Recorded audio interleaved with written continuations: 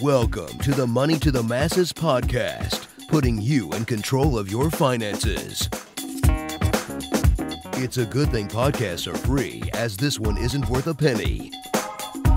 Here are your hosts, Damien Fahy and Andy Leeks. Now, Damien, before we get on with this week's podcast, you had something quickly to say about our sponsors.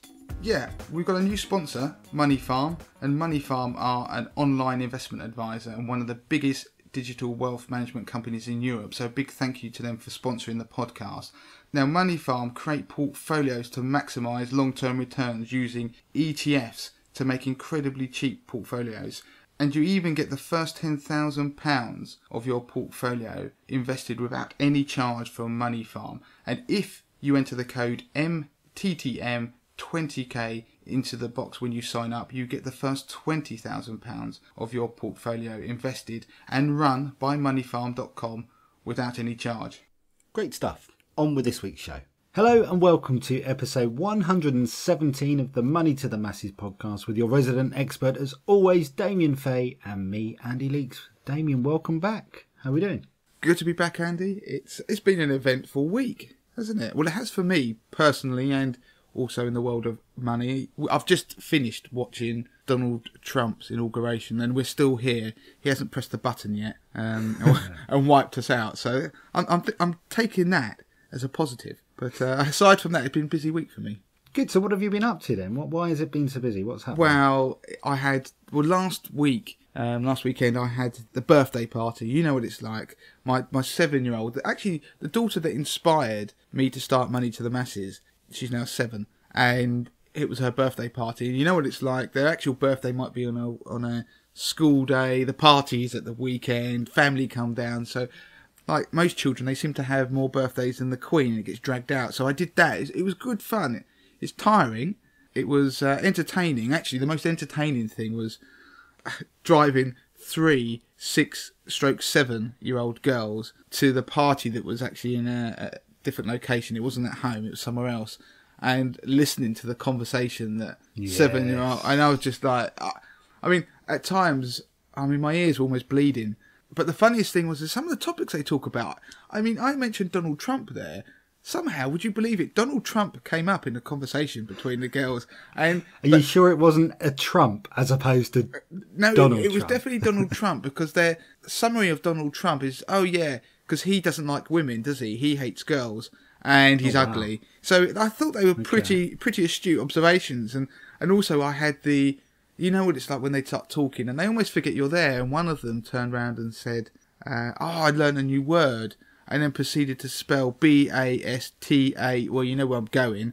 And to the other ones sounded the word out. And we all learned what that word actually meant in the car. And I'm just sitting there. I'm trying not to laugh at the steering wheel. Did you give them the proper dictionary definition? I didn't get the slang. I didn't get involved, Andy. The girl had actually learnt it by watching, I think inadvertently, Austin Powers, and had learnt the word, and therefore she spelt it out to her friend, who then repeated it, and she then told her, "Don't say it," as if a fairy would die or something. She knew, yeah. So that was my eventful week, sort of in the world and mind of a 7-year-old girl. So it was good fun. And then obviously this week has been quite mental with Brexit stuff that's been going on, and Donald Trump.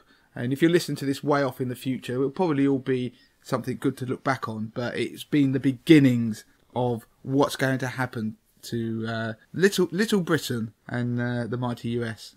Good. Do you know what? I love the fact that our lives are quite sort of entwined, because I also had a 7-year-old birthday party last weekend, because our daughters are very close in age. I don't know why you sound surprised. You kind of know that our daughters are very close in age. But I think what it is, you become so I don't know, insular, don't you? Because you've got the birthday party is like, trying to organise something like that, it's just chaos.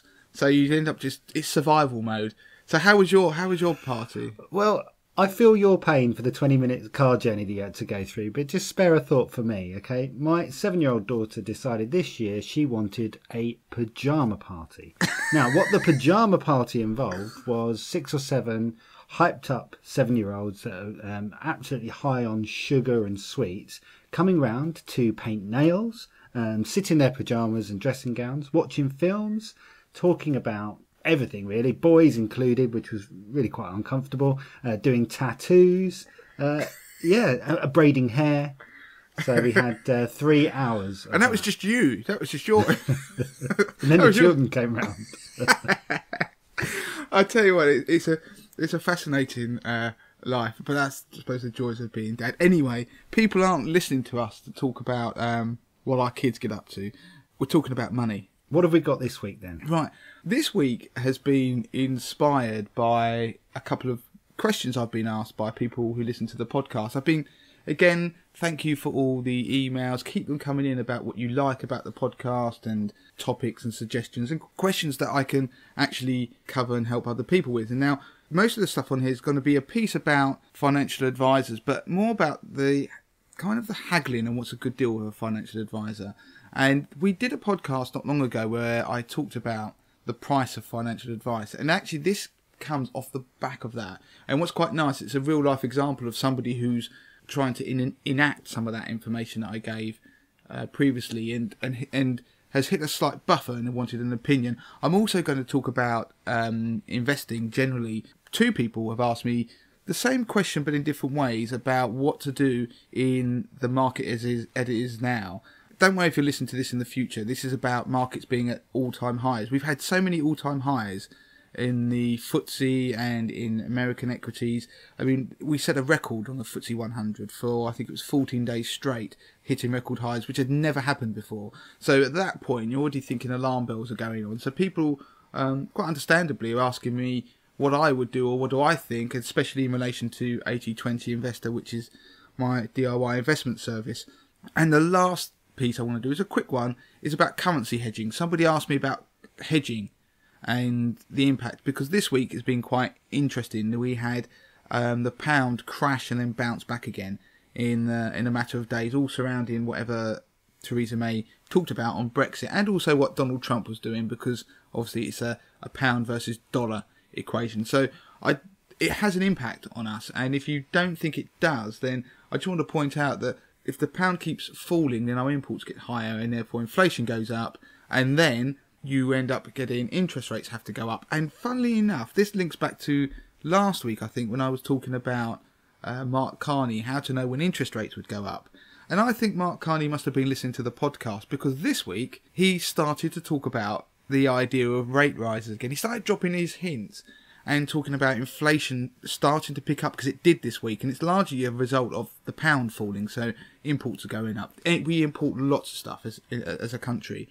And he started talking about that there's a tolerance level in which point, if inflation, typically if it goes above 2%, like I said last week, for a long period of time, then they'll raise interest rates, which mean our mortgages will go up if you haven't fixed them. So he started to talk about the idea, we might get to a point sooner than we think where we break that tolerance. So it's an interesting example of something we talk about in the podcast that actually then happens and pans out in reality. Good. Okay. Interesting subjects there. Stuff I'm looking forward to talking about. What are we going to start with first? I'm going to start with the financial advice piece, because I'm going to read an email. I'm not going to read the whole thing. I'm going to summarise it, because I don't want to give away the person's details. But in short, this person works for a firm and they have saved up. They're nearly 40. They've built up a pension pot of £100,000, and they also contribute to a company pension separately. And like a lot of these company schemes, they will be set up by a financial advisor, and so associated with that scheme, there is that financial advisor which they get access to as an employee, as a kind of employee benefit, so you can go and have a chat with them. So he's obviously gone and had a chat with this financial advisor about his pension pot that is outside, this £100,000 is outside of his company pension. And the financial advisor came back to him and said, look, I want a piece of that. Do you know what, Andy? You've summed it up. His eyes lit up. He rubbed his hands together. Yeah, he rang his wife and told her to book that flight, that holiday, because we are going abroad, darling. He came back to him, and because he'd listened to what I talked about on the podcast about what things should cost and maybe what's fair, the financial advisor came back to him and said, I want to charge you to look at that pension and deal with it £760 setup fee, so an initial upfront amount, and then an ongoing charge every year of 0.75%.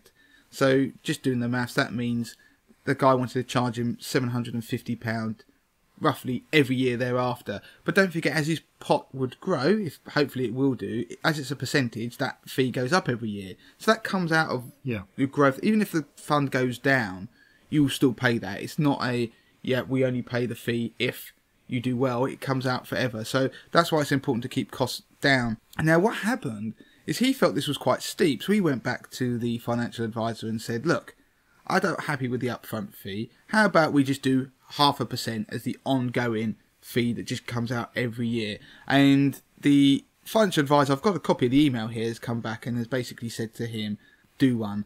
He said our standard fee is actually 3% for a £100,000 transfer plus the 0.75% ongoing fee for running your portfolio, rebalancing, quarterly reporting, etc. The fee quoted of £760 is my minimum project fee and discounted from the £3,000 because of the existing relationship with the employer. He cannot advise and accept responsibility plus administer the transfer for nothing. And he then goes back and says, look, he will happily talk about it. Obviously, the guy has come to me and said, look, I'm not really sure about I think that seems a bit steep. What do I think? As in me, Damien, what do I think about the whole scenario? And he then looked at some of the things the financial advisor said he'd have access to, like rebalancing. And rebalancing, if you don't know, is where they just look at your portfolio and make sure it hasn't gone out of kilter with the assets you're in, so it's still suitable for you. And then he's realised that, well, his exact words are, which I think is brilliant, he discovered the CEO to the T-boy gets access to this. So everybody, it's just what happens. It's built into the product, effectively. And he said, well, should I just shop around for another advisor or should I run it myself? And I'm just interested in your thoughts, because obviously the other point he worked out is that when he looked at the performance of his £100,000 pot, which he hasn't even been managing, it's outperformed the financial advisors.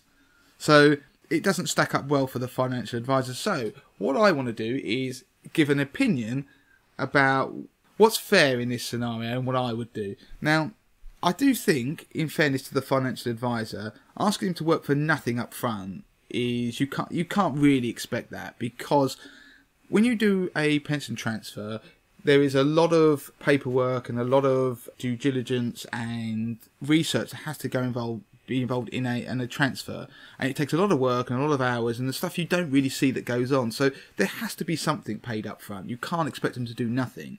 And there is a liability, because the advice they give you, if you don't like it, you can technically complain about it and they can end up having to reimburse or whatever.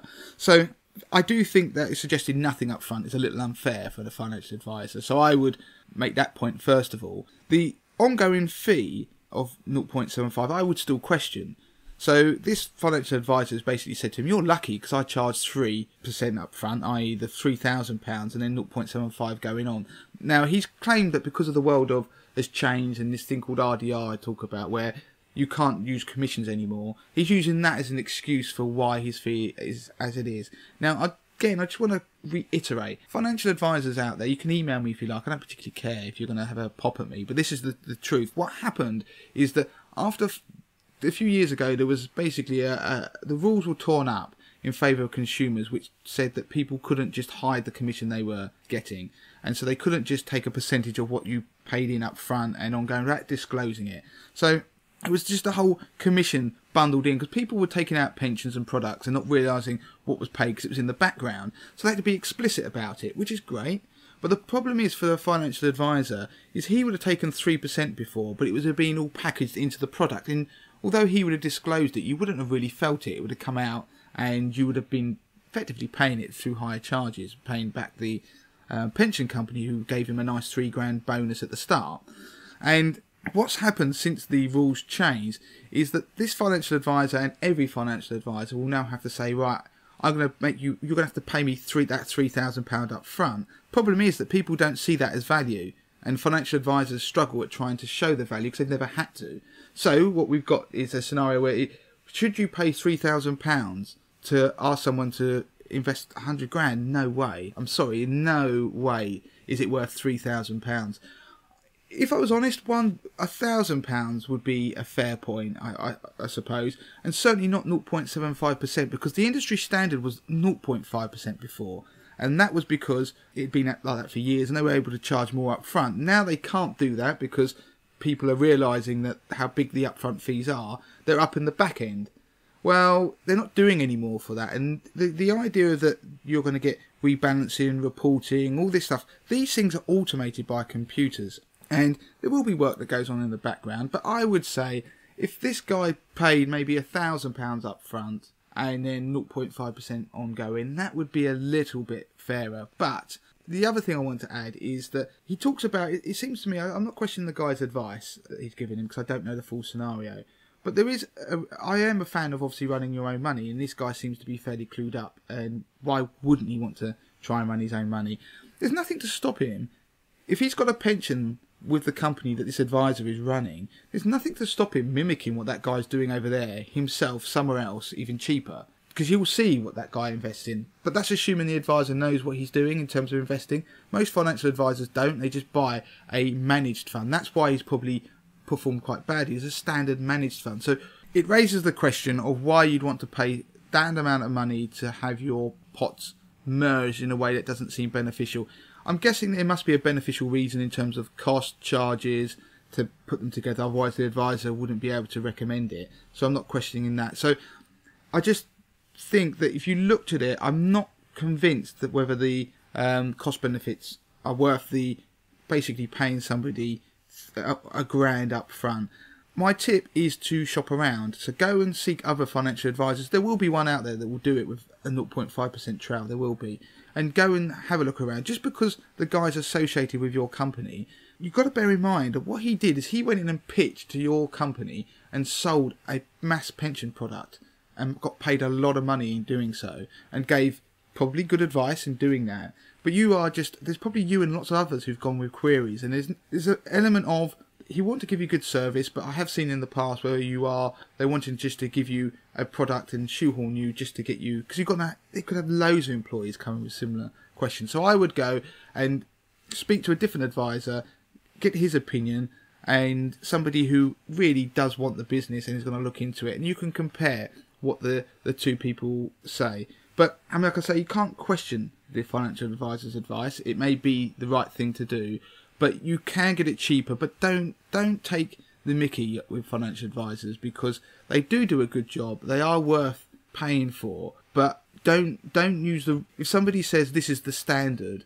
and they put quite high fees, it never used to be the standard, and you can negotiate, and there will be other people who will do it. The tip is always go and find somebody where you are the standard client, so you are important to them, because then they'll probably negotiate more to have your business. So hopefully I've cleared that up. Go and chat to the negotiate. Don't pay more than 0.5%. If you are going to pay more, that's great, but nail down exactly what you're getting over anybody else or the standard. And I would be slightly, in this instance, a little bit disappointed with the fact the financial advisor tried to pull the wool over my eyes by saying I've got all these wonderful things.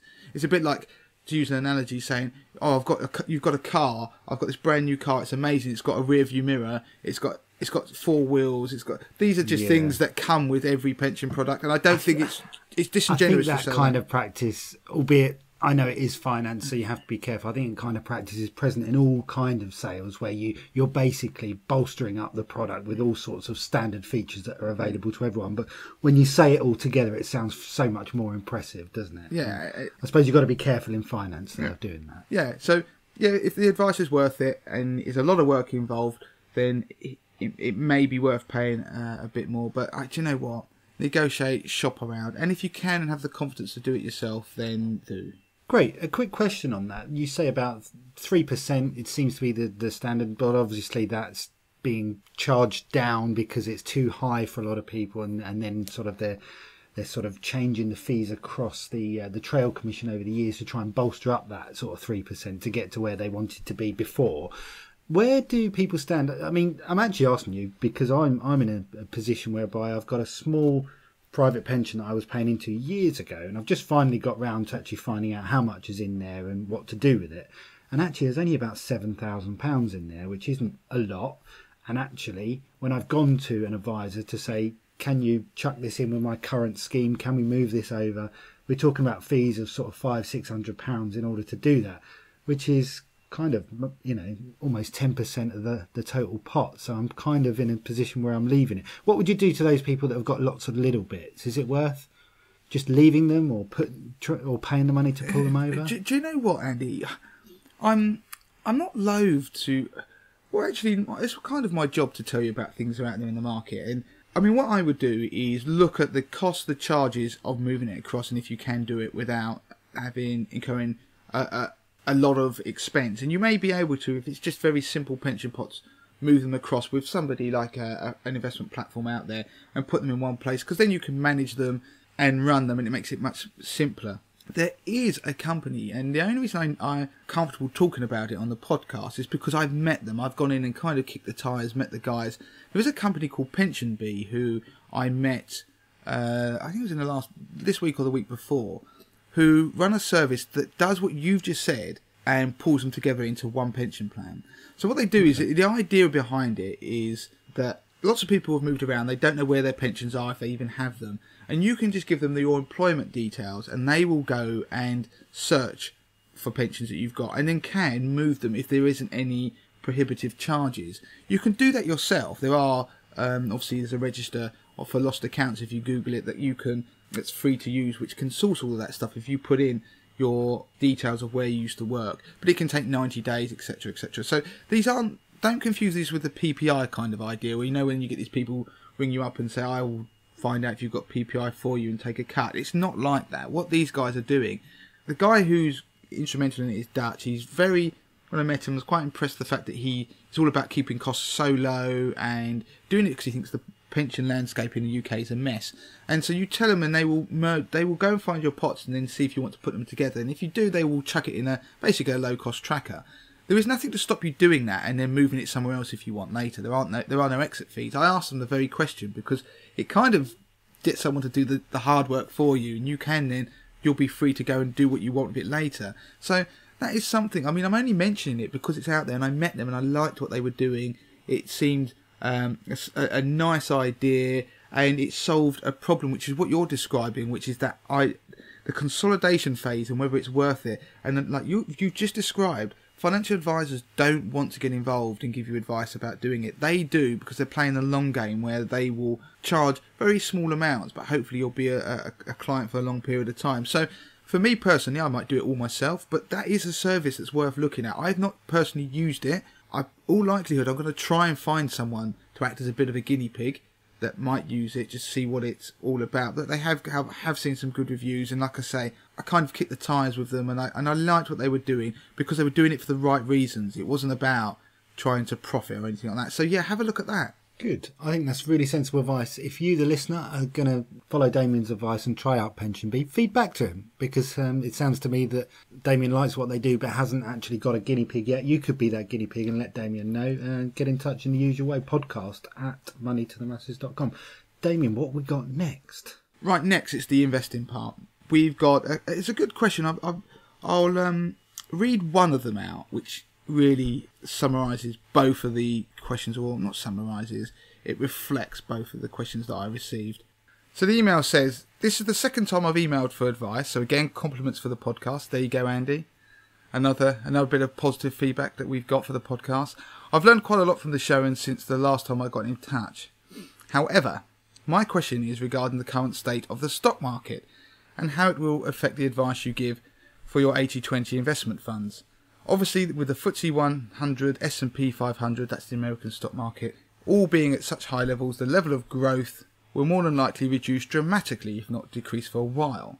In times like these, how would you approach things, and what advice would you give for subscribers if the funds started to reduce in value? Would you invest in inverse funds or something similar? Obviously, traders can go short on markets, stocks, blah, blah, blah. However, I'm not sure how you would do it. Damien, before you answer that, and that was very well read, I'll let listeners in behind the curtain here. I'm going to let Damien just have a minute just to catch his breath, because you may have heard during that Damien had to pop to the loo. Yeah, I ran downstairs. He was a little bit breathless. But I think that's brilliant. We're going to leave that in. Let him just recover. I think listeners like to be let in behind the curtain sometimes. Yeah, So I just had to go there. Nature called. Right, I've composed myself. I'm back with it. you're back. It's a good question, and it's quite timely actually, because Vanguard, who are one of the biggest passive fund firms out there, they make funds that just track indices, and they're enormous. They're massive in America, and they are now big over here. And they just released a piece of research that was showing, kind of trying to answer this question, what to do, whether you drip money in or invest all at once. Now, one of the things this is slightly linked to this question in a way, because I think this guy's already invested, but I want to talk for people who aren't invested first, and I'll talk about people who are invested. For those who aren't, then if you're sitting here today and you're thinking markets are high, what do? Then you've got two choices. You chuck your money in all at once, or you go in stages. And it's a bit like when you're standing on the side of the pool. You either jump in the deep end and you're freezing cold, or you sort of do that weird going down the steps trying to acclimatise your body, and when you go out, ultimately you're probably going to end up in a similar situation. The thing is, if you think markets are going to fall, then it's been shown, and if you think about it logically, that you should invest in stages, because if you split your money over, say, a year, so rather than invest all your money at once, you do it regular amounts for a month at a time. Don't try and guess the market. You should do it in a very pre-ordered fashion that will go automatically. Then if the markets dip, you're buying more at a lower rate, aren't you? The price, you'll buy more shares or bits of your fund at a lower price. So you actually, when the market rebounces, you are better off. If the market's going to go up, then you're better off chucking your money at the beginning. That kind of makes sense, doesn't it? Because if the market suddenly shoots and you've done it in stages, you've missed that. More of your money is exposed to the rally if you invest up front than if you do it in stages. So Vanguard did some research to almost suggested this wasn't the case, and they got a bit of press coverage, but actually when you look at the research they did, they looked at 12-month periods, rolling periods, for going way back, sort of almost 100 years. The problem with their research, it kind of took an average, and it suggested that overall, no matter what, you'd be 2/3 of the time you'd be better off just going in up front, and 1/3 of the time you'd be better off dripping in when you looked at your eventual returns. The problem is that when you look at the research and you dig beneath it, what they didn't show, it is in there somewhere, they didn't really pull it out. And for 80/20 Investor, which is my DIY investment service, I did a similar piece of research but focused on periods when markets have underperformed. So in those scenarios, it is true that nearly always dripping in will be a better strategy than just doing lump sum. So if you average it over forever, like Vanguard did, then obviously there's lots of periods of time when markets will be going up and they're just going nowhere. Yeah. And then, yeah, of course, it would seem to be going in up front is better. But if you think markets are going to go down, then you are better off dripping in. And what you really do is you remove the idea of regret, so you don't actually end up wishing, I wish I'd never done that. I remember back in 2015, so this was over two years ago, nearly, when I invested my 50 grand portfolio for 80/20 Investor, which I do live, so people can see what I'm doing and copy me or not copy me, and just it's really to teach people how to invest. We were at all-time highs then, and I remember thinking, this is going to be painful. I'm going to enter this here, and the markets could tank, and I'm going to be stood here on night losses for quite a period of time just because of unfortunate timing. But I'm not. I'm up 16-17% ahead of the market, and obviously it all looks great, but that just proves that emotions can lead you to, if I hadn't, I'd be still sitting on the money now, if that makes sense. So yeah. My advice to anybody wanting to enter the market and you're nervous is to drip in. If you're that nervous, don't go in at all. So it's again that swimming pool analogy. If you're worried the water's going to be cold, don't bother going in. If you're investing for the long term, the one thing to counter all that, we covered this on a podcast, I can't remember what it was called, but about probably 2 months ago. Really, the way to manage any falls is actually to extend your investment term. That has a bigger impact than any method of staggering, any method of delaying investment or anything like that. It's all about, if the longer you invest, that actually starts to dictate how much money you make. Right. Rather than if you see what I mean there, that if you invested for 100 years, always think in extremes because it helps you understand stuff. Then what happens in the next week or month is going to be largely irrelevant. But if you invest for a year, then what happens any given week is going to have a big material impact on where you're eventually going to be. For people already in the market, then what I tend to suggest is if you're not happy and you're worried, then yes, you could do things like stop losses. We do them with 80-20 Investor, where people can get alerts and maybe sell if the market drops by a certain percentage. But what I would say is that stay in the market, because if you're in it, you end up riding those ups and downs and those waves. And in the long term, you will, as long as you've got a long enough time frame, then you should recover any losses that you make, as long as we're talking sort of 10-year plus. And if you're investing for your pension or future, then you're going to have. The one tip, I did it years ago because I needed some money I invested some money and I wanted it for a particular reason, is that I also started to disinvest in stages. So you can never time the market when you think you're going to get the optimum price, but you can do the opposite. So you could actually start to take your money out in stages. So if the market goes up, you don't miss out on coming out too early, if that makes sense. So it works both ways, but people always think you either enter the market in one go, but even if they accept you can stagger it, they don't really consider the fact you can stagger on the way out. So it's one of those things for people who listen, stick it in your toolkit, remember it. The idea of inverse funds or shorting the market, now I'm not a fan of that. Horses for courses, Andy. If you like that sort of thing, then fine. It's not easy to do. You end up pretty much having to bet on the market, and it's a very volatile thing to do. And you get it wrong, it can move against you quite badly and you can lose.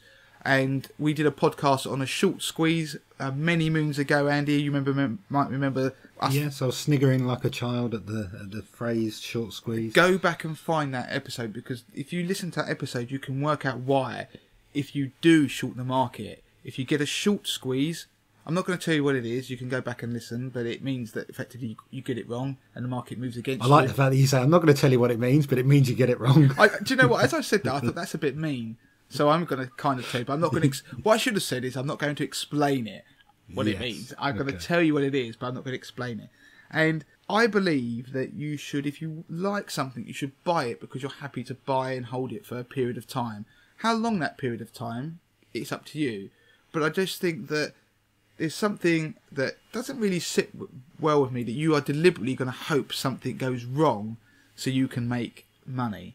And I'm not criticise anyone who does, and I'm not saying that I would never short a market or anything like that. I never have done, but it's just that if you're banking on things going wrong, then the chances are, I think sometimes you can be quite pleasantly surprised. And I think it's a slightly negative scenario to get into. And also, sometimes when they do go wrong, then governments intervene anyway. It's happened globally. They'll step in and they'll stop the market. So actually, they'll stop it going wrong. It happens a lot in emerging markets. It happens in China, where there are circuit breakers in lots of stock markets. So actually there's a limit to how much you can make. So in answer to the question, if you're nervous, don't jump in or stagger it. If you are worried about things are going to fall, then yeah, you cash out, or you can withdraw some of your money or go into low risk stuff. But me personally, if I'm going to invest for the long term, I'd rather just extend my time frame and I'd rather stay invested. Okay, so we've got a question about hedging next, Damien. Shoot. Okay, this is somebody's asked me that they notice that you can buy funds that are hedged.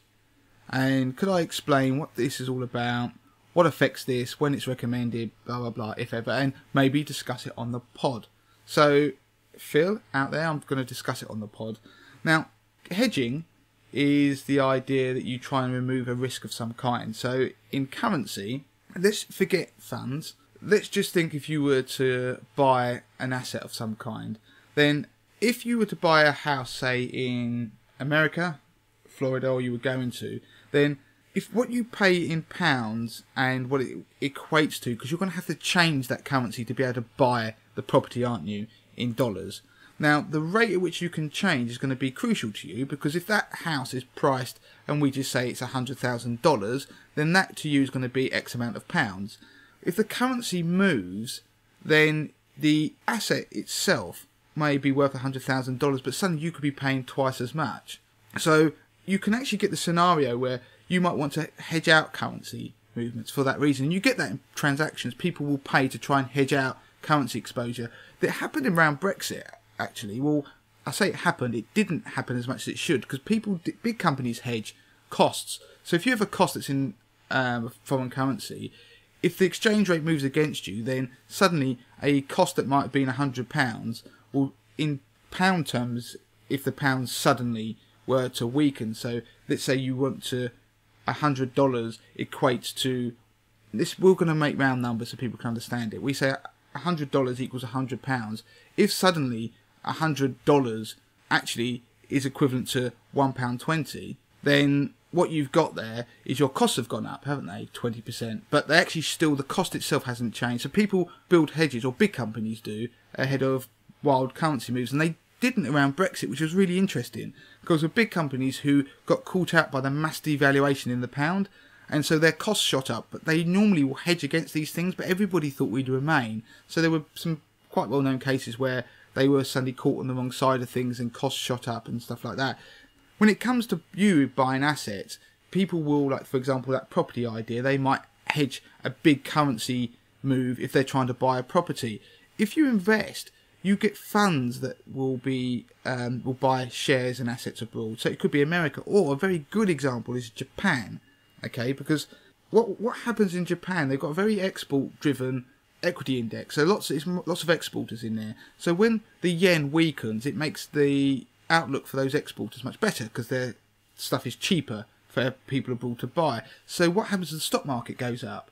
The problem is you can then lose on the currency because you might have made on the stock market, but when you convert that growth back into pounds, because you've got yes, am I making sense? Suddenly, even though your money has gone up in yen value, because it's weakened so much against the pound, when you convert it back, you can actually have lost money, and that happens a lot with Japanese investments. So, going back to Phil's question, you can buy funds that hedge that out, and so you don't have that exposure. So in that instance, if the stock market went up, you got all of that. If it went up 5%, you'd get all of that 5%.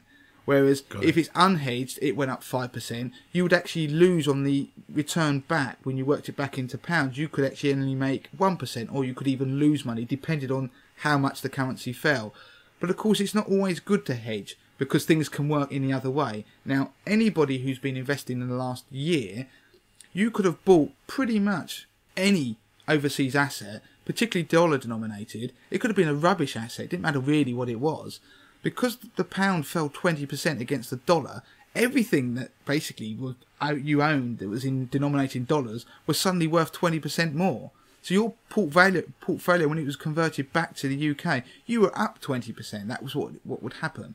So it can work both ways. If you'd have hedged out that currency exposure, you wouldn't have made basically any money. Does that make sense? Right. So it doesn't work both ways, obviously. Yeah, so there are times where you can work unhedged exposure because it's good if your currency is weakening. But if the thing you're buying, if that currency starts to weaken, then when you convert it back, you can lose out. So which you use depends on what you're trying to achieve, and it depends on the scenario. It's a question that the whole point of 80-20 Investor, that was trying to, it does answer that because of the way it's built and it's got a momentum element in it. When hedging is good, it will come to the fore, and the funds that are shortlisted will tend to be hedged. When unhedging is the thing to do, they will come to the fore, if that makes sense. So it's a very good question. The answer, as I say, is just simply it removes the currency swings that will ultimately hit your returns. And that can be a good thing or it can be a bad thing. As a general rule, just if you're listening to this, a lot of globally diversified funds that you will buy won't currency hedge. And the reason they don't is because it costs money to do it, because you're going to have to buy a financial product to do that. And yeah, it's almost like an insurance policy by the sounds of it, isn't it? You're spot on, Andy. That's really what it works out as, an insurance policy. They use derivatives and things like that, and it's like an insurance policy. But don't forget that a global fund might invest in America, Japan, China, all across Europe, and so it will have lots of different currencies. So to hedge all of those would be an absolute minefield and therefore be really expensive. And it becomes the cost of mitigating those risks actually start to become a deterrent for doing it, because you're probably better off just being exposed to it. So there you go. That's what hedging is. I wouldn't obsess about hedging unless you decide you only want exposure to the asset price move and that's abroad and not involve a currency fluctuation as well. Good. You obviously explained that really well, because even I understood it. And that's kind of what works about our podcast. We've got one guy who knows what he's doing, another guy who doesn't know what he's doing, and that goes for podcasting in general as well. And it's enjoyable. Do you know what, Andy? I'm glad you said I know what I'm doing, because it makes me feel better. I was reading a brilliant article the other day. This is the podcast over, by the way, and this is staying on it, but I'm just, as an aside, there's a brilliant article. If you ever wonder what imposter syndrome is, go and read what imposter syndrome is. And it's a ridiculous thing that impacts apparently successful people. So it's something whereby, do you know what it is? Have you ever heard of it? I can kind of guess. Is it sort of is it something to do with self-doubt creeping in, Andy? And thinking that you're actually a fraud, a fake, and you're just is that what it is? Exactly that, Andy. So the idea, and people get it, and the reason I mention it is because there'll be loads of people in this listen to this podcast who experience it at work, why they won't go for a job, or if they want to start a side business, and they just feel that they'll be found out at some point. And all I want to say is everybody feels that at some point, but if you feel it, it's actually a sign that you're probably far more successful than you realise, and far better what you do than you realise, because there was some evidence that was produced to show that successful people tend to suffer from it, and it's that element of self-doubt, because they are so successful, that they always almost deem themselves not to be worthy of it. So it's just quite interesting, because what they say to counter that, you should either dwell on your successes or what you've achieved, or start reading your own press. And start reading your own press. Keep emails or comments that people say that are good about you, just to give yourself a boost. So it's a bit of a thing. I've noticed it appear in the press a couple of times about imposter syndrome, and everyone feels it. It's just natural, but it holds people back when they start businesses. It's got to be healthier than the opposite, which is the people just absolutely ballooning out in sort of absolute self, sort of, they're so confident, and they're actually idiots. Yeah, and actually, it's dangerous. Overconfidence is a danger in its own right, but yeah, it's an interesting topic, something we'll come back to at a later date. Anyway, I'm done, Andy. I'm done. Good. I'm done too, and I really enjoyed it. We've done the podcast slightly later than we'd normally do. We're well into the evening now. And do you know what? I feel slightly more alert, and I don't know what it is. Maybe we should do it more often. But yeah. It's been good. Do you know what, Andy? I do as well. I think I've been a day of work, and it feels like I'm relaxed into it. And because I've actually cracked on loads of stuff today, and I'm really chuffed. And obviously, I'm even more chuffed that the world is still here, even though Donald Trump is in power. Right, if you want to get in touch with Damien, you can, of course, in the usual way. It's damien@moneytothemasses.com. That's his email. Obviously, he's also on Twitter and Instagram. Twitter is damien@moneytothemasses with a number 2. Instagram? Well, on Instagram, we are on Instagram, Money to the Masses. Obviously, Facebook and everything like that. So come and have a look. Good. Until next time. Don't forget to claim your free copy of Damien's best-selling book, The 30-Day Money Plan. Sort your finances in just 5 minutes a day, worth $4.99. Just go to moneytothemasses.com/podcast to find out how.